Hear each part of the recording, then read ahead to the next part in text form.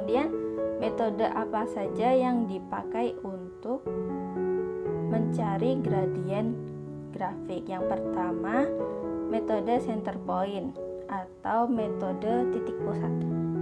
Metode center point ini hanya bisa dipakai jika data kalian punya ralat atau punya error, dan ralatnya itu harus bisa digambarkan di grafik, baru kalian bisa pakai metode ini. Kemudian kenapa namanya center point? Karena kita akan menggunakan titik pusat ini untuk menggambar dua garis bantu yang bernama M1 dan M2 atau garis gradien 1 dan garis gradien 2. Nah, ini dua garis bantu ini akan membantu kita untuk menghitung garis gradien yang utama yang M. Caranya pertama, gambar dulu grafiknya, sumbu X, sumbu Y, kemudian satuannya, judulnya, kemudian plot datanya beserta ralatnya, lalu tarik garis gradien utama, garis M yang merah. Kemudian pilih data pertama dan data terakhir yang dilewati garis M.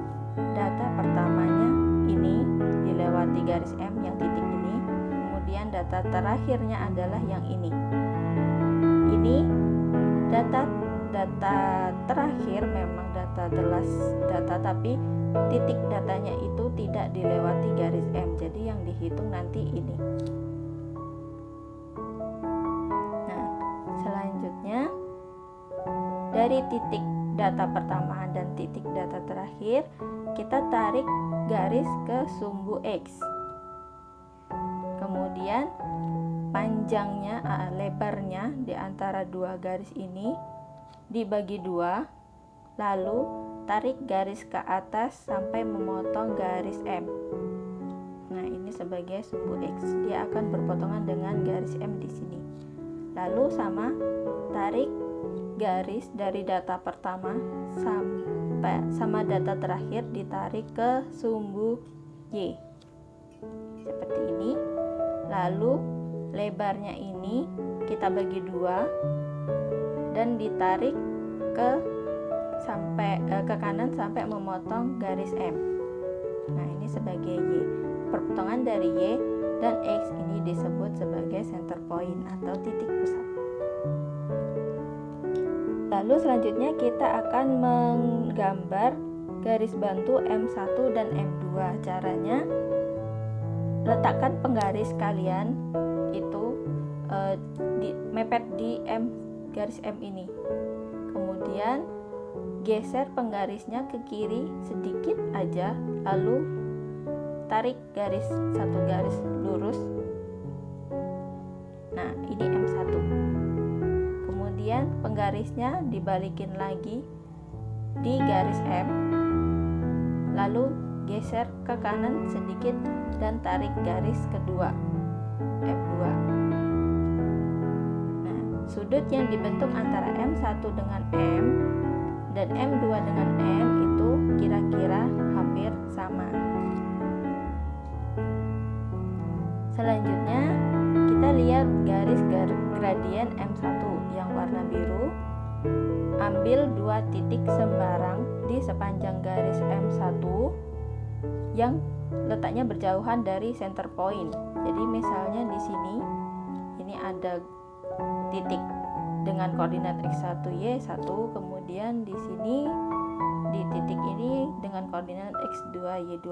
Lalu hitung gradien M1 dengan rumus nomor 1, delta Y per delta X Y2 min Y1 X2 min X1. Y2 nya dari sini, ini kan nanti angka koordinat, kemudian Y1 nya dari sini, X2 nya dari sini, X1 nya dari sini.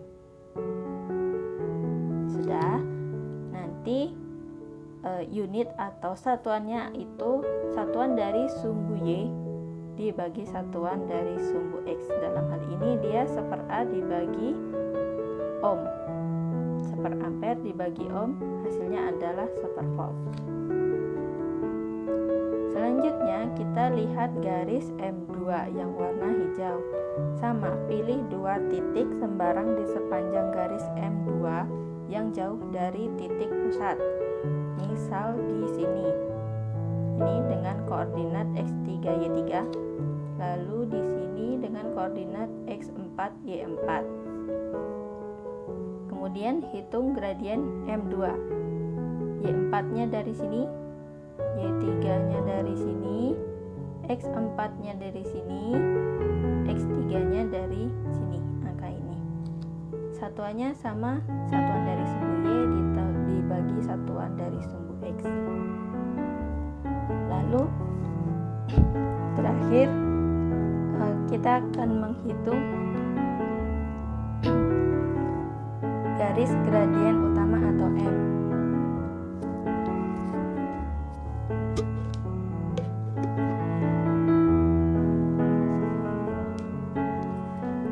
M akan kita hitung menggunakan persamaan 3 dan 4, di mana M adalah M1 yang warna biru tadi yang sudah kita hitung, ditambah dengan M2 dari warna hijau dibagi 2. Kemudian delta M atau ralat dari gradien M itu M min M1 ditambah M min M2 dibagi 2. Ini adalah tanda mutlak, jadi M min M1 nanti hasilnya positif, M min M2 juga hasilnya positif.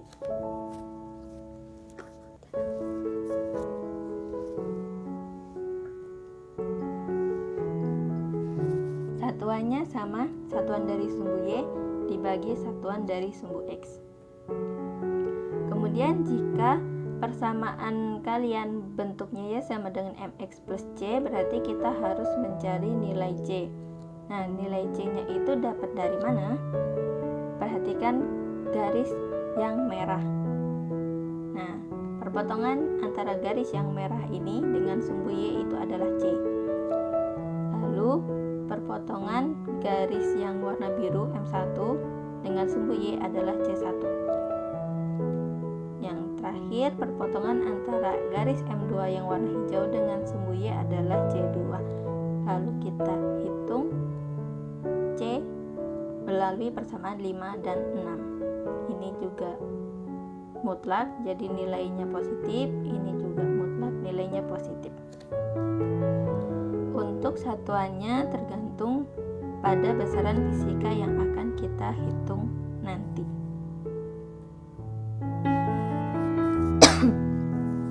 Selanjutnya metode maksimum dan minimum. Nah, metode maksimum dan minimum ini hanya bisa dipakai jika data yang kalian punya itu memiliki ralat, dan ralatnya itu bisa digambar di grafik. Tambahan lagi, jika ralat data kalian itu sama untuk setiap data, dia akan memudahkan perhitungan menggunakan metode ini maksimum minimum. Kemudian kita akan menggambar 2 garis bantu. Yang pertama sebagai garis gradien maksimum, yang kedua sebagai garis gradien minimum. Lalu gradien utama M akan dihitung dari rata-rata dari M1 dan M2 atau M maksimum dan M minimum. Stepnya yang pertama sama, buat dulu grafiknya, plot datanya beserta ralatnya. Kemudian yang kedua, gambar garis gradien maksimum M_max dari bawah data pertama ke atas data terakhir. Data pertama ini, data terakhir ini. Bawah data pertama, bottom itu yang ini, titik ini. Kemudian atasnya data terakhir itu di sini. Jadi tarik garis dari sini sampai ke sini. Itu M maksimum. Kemudian gambar garis gradien minimum, maaf ini typo, dari atas data pertama ke bawah data terakhir. Dari atas data pertama ke bawah data terakhir. Kita tarik garis lurus. Nah, ini adalah adalah M minimum. Selanjutnya kita cari menghitung nilai M maksimum dengan rumus persamaan nomor 7, yaitu Y2 max dikurangi Y1 min dibagi X2 min X1. Y2 maxnya itu ada di sini, titik ini. Titik ini kan dia nanti punya koordinat X, Y. Nah, yang diambil adalah yang Y-nya, koordinat Y-nya. Berapa nilainya sesuai dengan skala yang kalian buat. Kemudian Y1 min itu di sini. Ini juga ada koordinat X, Y yang diambil cuman yang Y-nya. Lalu X2 min X1 dari data ini sama data ini kita tarik garis ke sumbu X. Nah, dia sebagai X2 dan X1. X2-nya di sini, X2-nya berarti 600, X1-nya berarti 100.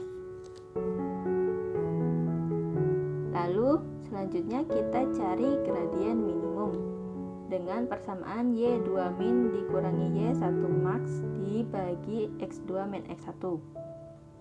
Nah, Y2 minnya di sini, ini ada koordinat yang dipakai cuman yang Y-nya, koordinat Y. Di sini juga ada koordinat yang dipakai juga yang koordinat Y. Kemudian X2 min X1 juga sama, ditarik garis ke sumbu X. X2-nya adalah 600, X1-nya adalah 100. Lalu hitung gradien dari M maksimum dan minimum menggunakan persamaan ini. Satuannya sama, satuan dari sumbu Y dibagi satuan dari sumbu X. Nah, jika bentuknya Y sama dengan MX plus C, berarti kita juga harus menghitung C. Perhatikan garis dari M maksimum yang biru. Perpotongan antara garis M maksimum dengan sumbu Y itu adalah ini C maksimum. Kemudian perpotongan antara garis M minimum dengan sumbu Y di sini ini adalah C minimum. Kita cari nilai C menggunakan persamaan 11 dan 12. Lalu satuannya tergantung dengan besaran fisika yang akan dicari. Kemudian metode ketiga yaitu metode regresi linier. Metode regresi linier ini hanya bisa dipakai jika data yang kalian punya tidak memiliki ralat atau tidak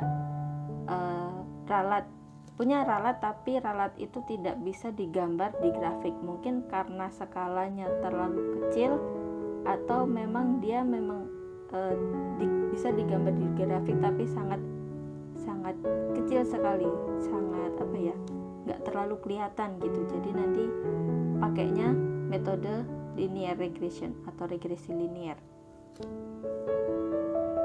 Nah, untuk metode regresi linier ini harus hati-hati.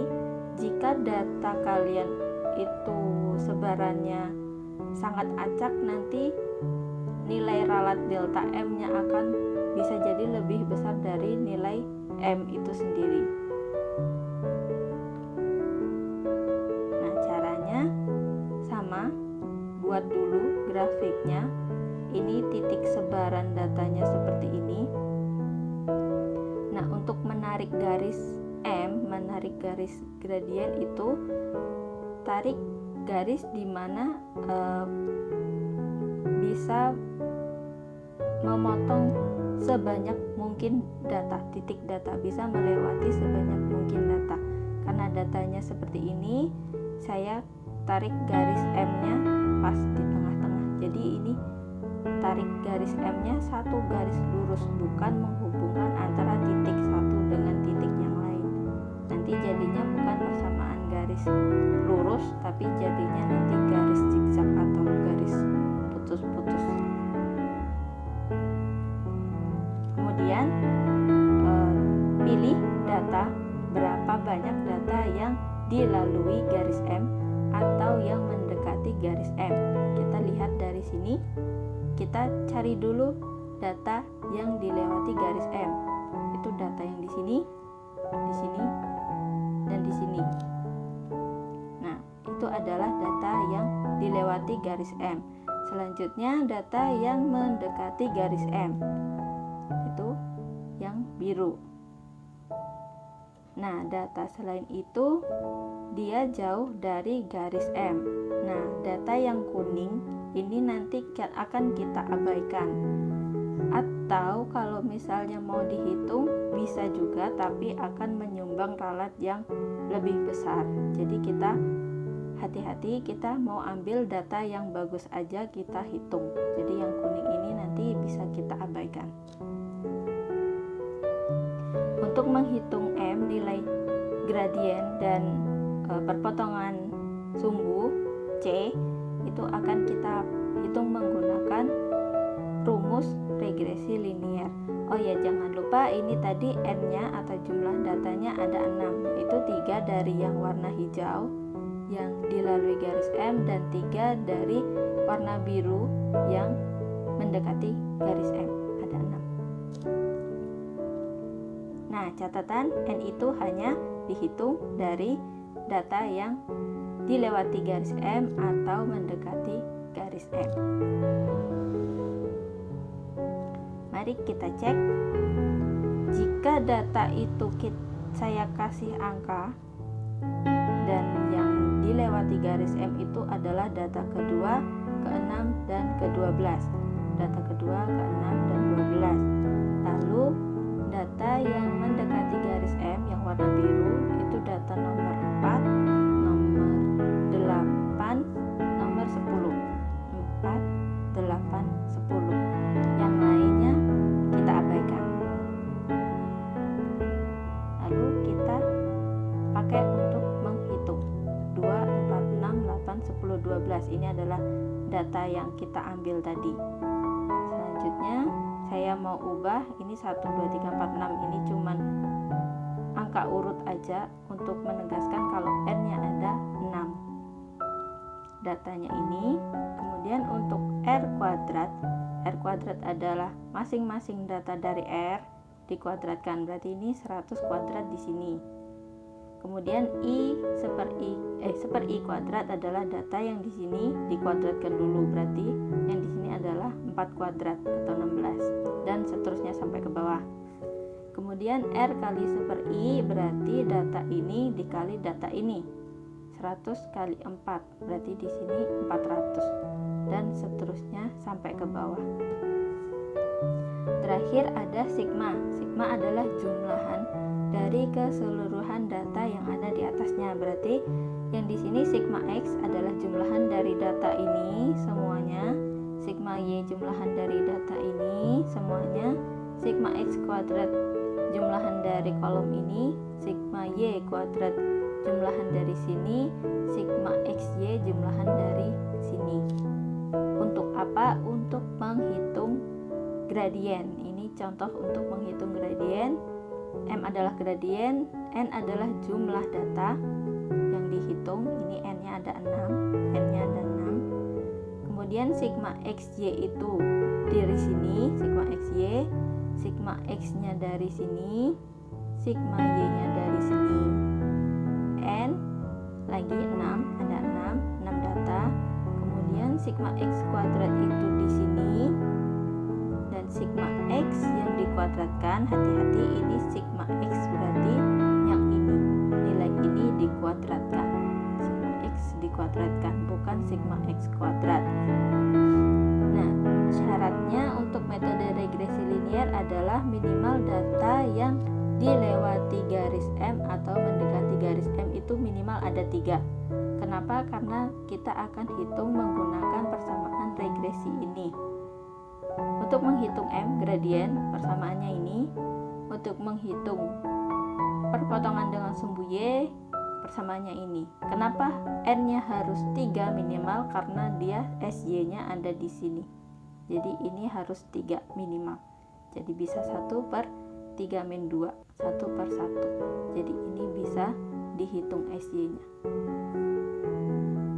semakin banyak data yang bisa masuk dalam perhitungan, maka semakin bagus hasilnya. Nah, kalau gitu apa bedanya antara 3 metode tersebut? Untuk yang center point hanya digunakan jika datanya punya error bar atau ralatnya bisa digambar di grafik. Untuk maksimum minimum, error barnya itu akan lebih maksimal penghitungannya jika error barnya sama atau nilai ralatnya sama. Kemudian regresi linier digunakan jika dia tidak punya error bar di grafik. Kemudian center point dia punya 3 gradient lines, ada M, M1, M2, yang maksimum minimum cuma 2, M maksimum dan M minimum, yang regresi linier cuma 1. Kemudian untuk penggambaran gradien garis gradien sendiri untuk center point itu relatively easy. Ini sebenarnya tinggal latihan aja, sebenarnya gampang, tapi untuk di awal-awal mungkin agak kesulitan, jadi saya tulis relatively easy. Untuk yang maksimum minimum, penggambaran gradient lines atau garis gradiennya itu mudah, sangat mudah sebenarnya. Kemudian yang garis regresi linear, dia penggambaran gradiennya juga sangat mudah. Untuk persamaannya, yang center point untuk mencari M gradien atau nilai C perpotongan dengan sumbu Y itu punya simple formula, persamaannya mudah, simple, sedangkan yang regresi linear persamaannya lebih complicated.